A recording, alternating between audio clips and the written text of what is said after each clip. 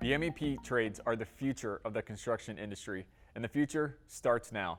Welcome to Bridging the Gap with Applied Software. I'm your host, Todd Wyant, and this is the show where we empower you to transform industries by championing innovation. Please feel free to interact with us by liking or commenting on this video. We would love to hear from you. Today we are recording from MEP Force 2019 here in San Antonio, where over 400 MEP professionals have come to learn from each other. I'm excited to be joined by one of our keynotes, Steve Butler, who is a senior industry strategist for MEP at Autodesk. Steve, welcome to the show. Thanks for having me. Can you start by giving us just kind of a high-level overview of your background? Sure. I started out in industry, training in HVAC engineering. So I went through that sort of initial apprenticeship on the drawing board, moved to CAD, and then moved actually into software. So I stayed sort of linked to MEP. I was a software engineer for an MEP product at the time, and that led me towards Autodesk. I countrified AutoCAD MEP with a small team in the UK.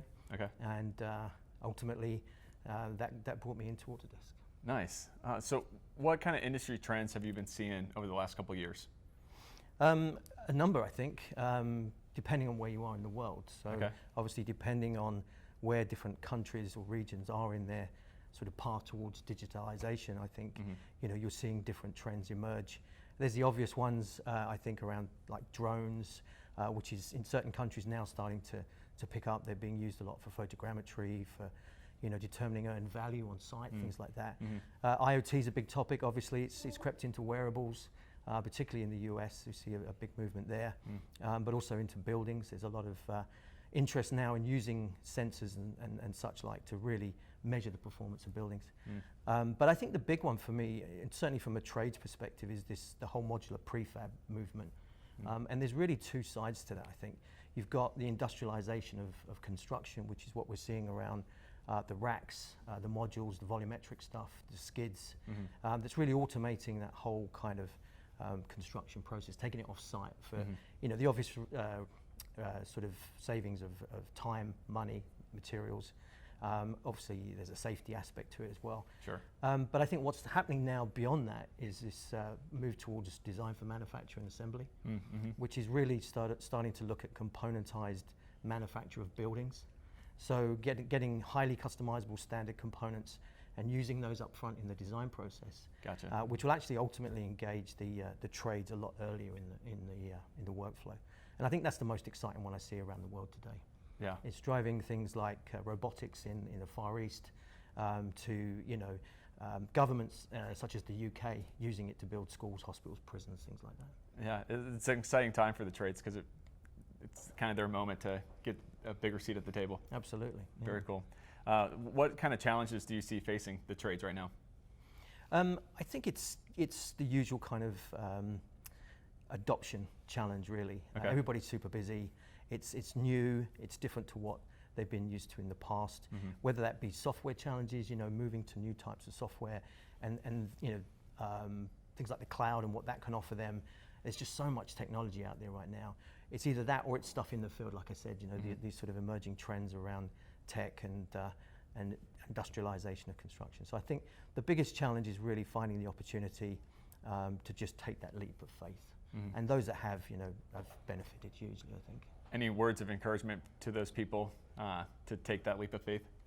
I would encourage, and this is you see this a lot in the US, you see a lot of peer groups, and I was in one yesterday, and they spend a lot of time sharing what they've been successful at and what they failed at. And I think that's it. Collaborate as much as you can and share, and don't be afraid to fail.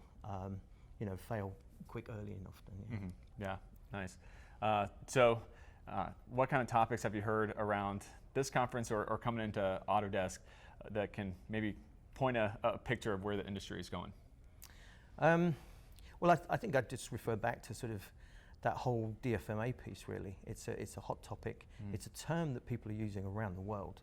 Whether they fully understand it or not, whether they're doing it or not, people are starting to embrace this. And I think that's what's going to sort of emerge over the next 5 to 7 years.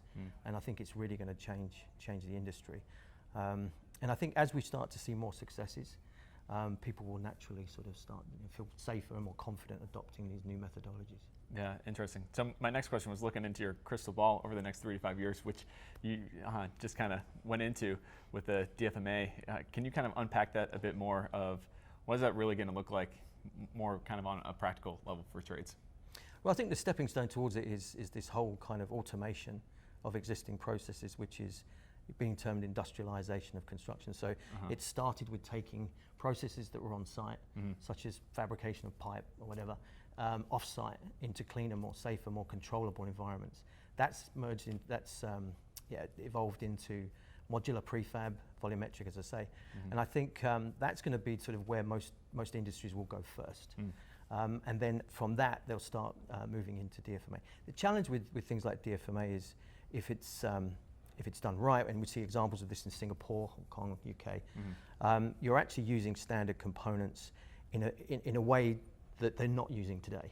So it's manufactured parts that are highly customizable, as I said before. And that kind of, it's difficult for people to get their heads around manufacturing buildings in that way. Right. Because they imagine we're just going to end up living in square boxes that are really unattractive. Right. But that's where I think, from an engineering, from a design point of view, tools like computational design and generative design are really going to be able to take these manufactured components and really start to put them into really sexy environments and do that in a very rapid, iterative kind of way that we haven't been able to do in the past. So I think from a design perspective, we're seeing the emergence over the next 3 to 5 years of more generative design type technologies merging with these sort of more constructible methodologies around things like industrialization of construction and DFMA. And like I said before, I think it's bringing the trades upstream. Because if you look at the old traditional workflows of design, bid, build, it was LOD 100, 200, 3, 4, which everyone's familiar with. Design build is emerging, and that takes you from LOD 100 straight to 3. And with DFMA, you go from LOD 100 to 400. And the only people that can really do that 400 are the trades. Gotcha, yeah. It seems like it's a really big mind shift. Yes, that absolutely. People are going to have to get kind of wrap their heads around. Any kind of little quick tips and tricks on what would be a good step to try to start that mind shift?